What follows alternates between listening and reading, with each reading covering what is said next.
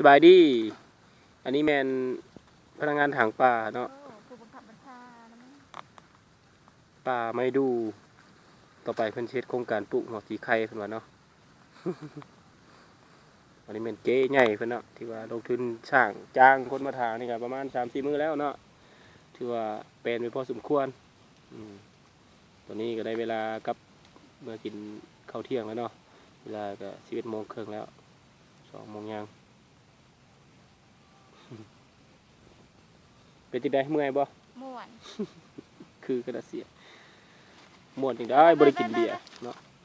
ทางป่าก็มีแต่เมื่อยเท่านั้นแหละเนาะสิม่วนจังได๋สิปลูกหยังนี่ต่อไปนี่เป็นบ้าบ่ได้ไปเจ้าสิปลูกหยังบ่ได้ปลูกหยังทางละละ